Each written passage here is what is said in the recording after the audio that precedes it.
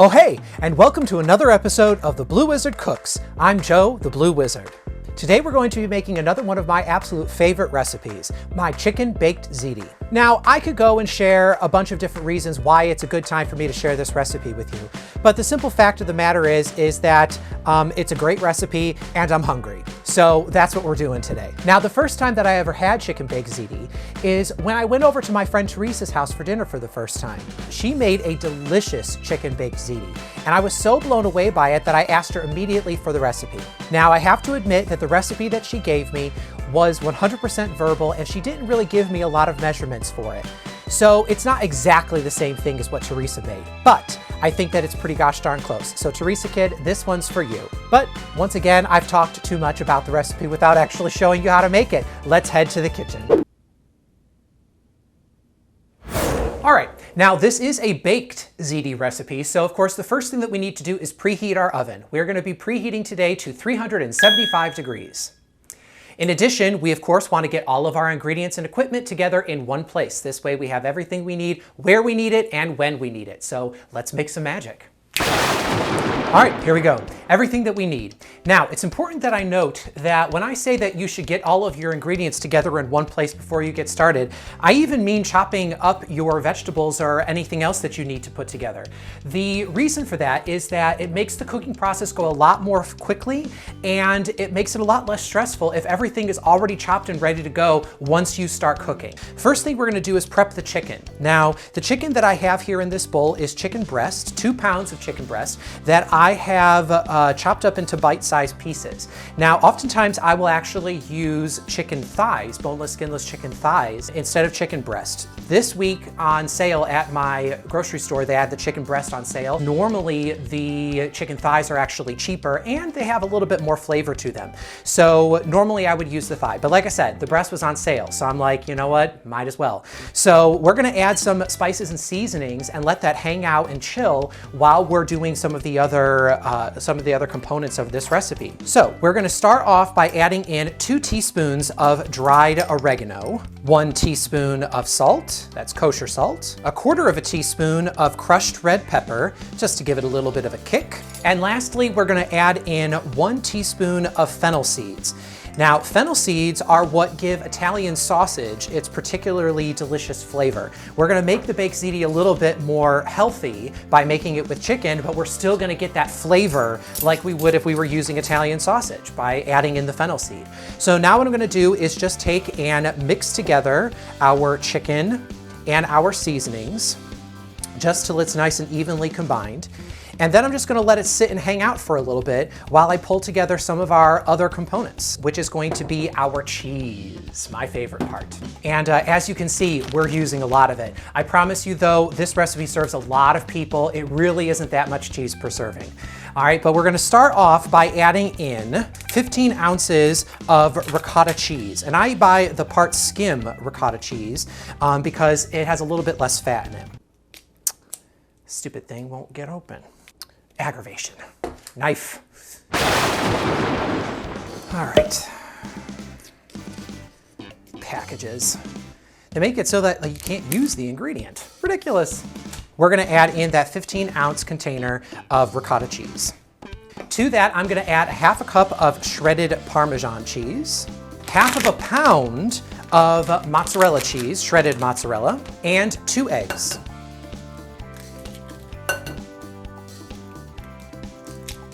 All right, now I'm gonna take and just whisk that together. Looking to make it so that it's nice and evenly combined. Yummy. Now, just to season it up, I'm going to add in about 1/2 teaspoon of kosher salt, just to make sure that it tastes just as delicious as the rest of this. And give that one last whisk. And boom, that's our cheese mixture ready to go. So now the next thing that we have to do is start cooking everything. So we're gonna put together our sauce, we're going to cook off our pasta, and then we're gonna assemble everything together. So let's head into the kitchen where the stove is at so that we can get that going. All right, now that we're at our stove, I'm going to take and place a large pan over a medium-high heat. This is a large non-stick saute pan that I'm using. You can find them at any grocery store, Walmart, Target, everything. You can find these pans. It's a good brand, Tefal, which makes really good non-stick pans. I'm also going to take and place some hot water, 4 quarts of hot water over a high heat in order to bring it up to the boil. To my nonstick skillet, I'm going to add about 2 tablespoons of olive oil. That's about 2 tablespoons. And I'm going to let that heat up until the oil starts to shimmer. All right, so it's hard to tell in the camera, but the oil is shimmering. It's got little ripples and stuff inside of it. So now I'm going to start adding in my vegetables. So I'm going to add in my onion. That's 1 onion that I have chopped up. It's a large onion. And I'm also going to add in some garlic that I have minced up. That's 3 cloves of garlic.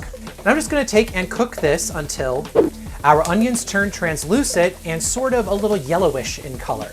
All right, I think that should be good. And you want to make sure that you stir that around while you're doing it to make sure that none of your onions burn or get stuck to the pan, even though it's non-stick. Sometimes it does happen.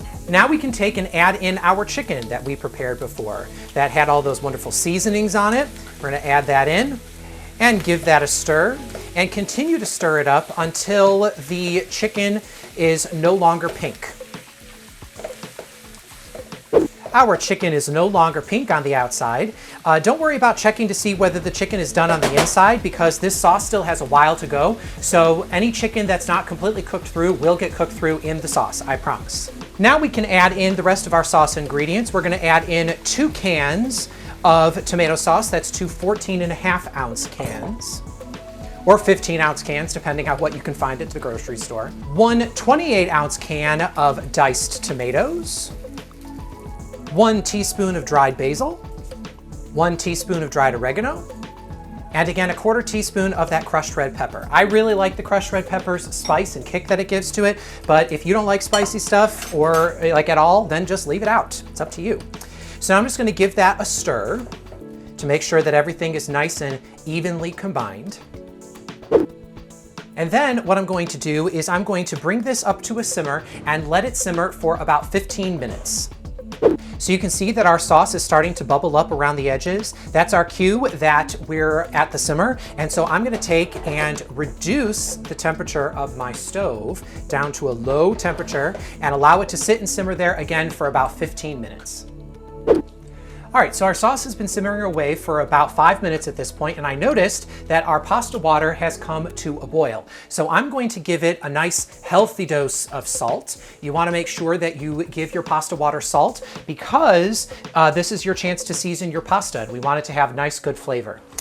Speaking of pasta, what I'm going to be adding today is a shape called rigatoni, okay? So rigatoni is a shape of pasta that's tube-shaped and it has these little lines on the side. There you go. All right, so you can see it has these little lines all over it. You can use any tube-shaped pasta for this, but I like to get the rigatoni. They even make a pasta called Ziti now, which I never saw before until the other day when I was at the grocery store. But you don't need that. Like I said, any tube-shaped pasta will do. And I'm going to cook that for about 4 minutes short of the package instructions because we don't want to cook the pasta completely because we still have to bake this. Once our pasta is cooked, we are going to strain it and then also rinse it in cool water so that this way we're going to halt whatever cooking is happening until we can have our ziti assembled. There we go, ready to go. All right, so our sauce is done along with our pasta, so now it's time to start assembling. Before we start using the sauce though, I want to give it a real quick final taste for seasoning just to make sure that it's perfect. Oh my gosh, that's awesome. Fantastic. All right, so now it's time to start assembling our baked ziti.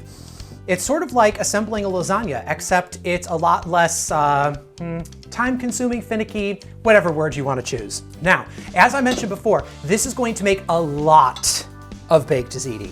So we're not going to use any standard, regular 13 by 9 by 2 pan. No, this is a big roasting pan, okay? A gigantic casserole dish that we're throwing this into.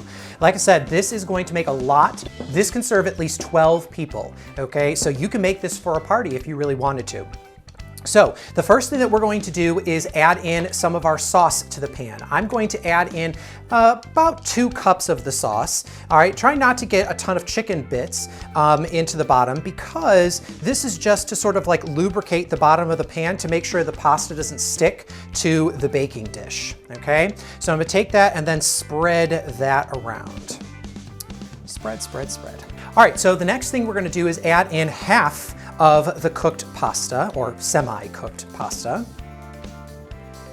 All right, it's about half. Now, I used to actually mix together the pasta and the cheese before I started adding it into the casserole dish, but then I thought, wouldn't it be awesome to have these little pockets of cheese throughout the baked ziti? And as it turned out, it's a pretty good idea. So that's what I'm gonna do. Using half of our cheese mixture, I'm gonna take and just sort of dollop it throughout the pasta. Just put little dollops hither and thither. Again, using about half of the mixture. Now, I said that this was going to be a cheesy baked ziti, all right? And we still have lots more cheese to add. So we're gonna add another half of a pound of shredded mozzarella cheese over the top of this.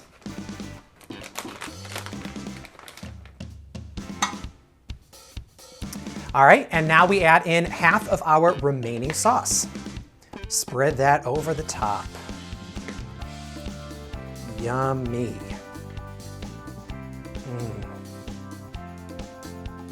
Want to make sure you're covering the whole surface with sauce. All right, and now we're going to repeat our layers, except this time we're going to top it all off with the mozzarella cheese. So instead of putting it in between the sauce and the pasta, we're going to put that right on top. So add in our pasta, then our ricotta mixture, then the rest of our sauce. Incidentally, this sauce is a really good quick pasta sauce as well. So if you just wanted to make pasta, like not baked ziti, you could just make this sauce and throw it on top of some spaghetti. It actually works really well for that. Spread that around. You want to make sure that everything is nice and level at this point. Yum. And then top it off with the last half a pound of cheese. Yum. I'm already excited. My mouth is already watering. Have I mentioned how much I love cheese? There, doesn't that look fantastic? Oh, it looks awesome. All right, so I'm gonna take now and place this into the oven. We are going to bake our ziti at that 375-degree temperature for about 25 minutes, or until the cheese is melted and starting to brown and it's starting to be bubbly and delicious on the top. After we remove our baked ziti from the oven, we're going to set it aside to cool for about 15 minutes before we serve. While our ziti is cooling, I just want to make sure to take this time to remind you that if you like this video, make sure to give it a big old like. It really helps me out and it helps other people to find the video as well. If you haven't already subscribed to my channel, make sure that you hit the subscribe button as well as the little bell for notifications, so that this way you can be notified every time that I post a new video. If you have any questions or suggestions for further videos, make sure to leave me a comment down below. I really enjoy getting to interact with you guys that way.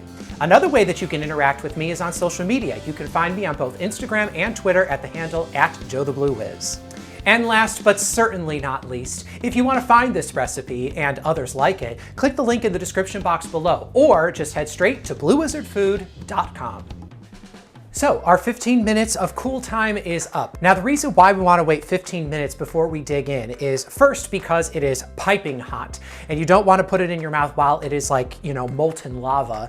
But the second reason is that you want to give the baked ziti a chance to sort of hold a little bit more together. So you want to give it time to soak up any extra sauce that it might not have done in the oven. So anyway, now's the time for my favorite part of the show, the tasting. So I'm going to take just a little bit off the corner over here. Ooh yeah, and I got a nice little ricotta cheese pocket and a piece of pasta and a piece of chicken. Let me tell you, that's a perfect bite.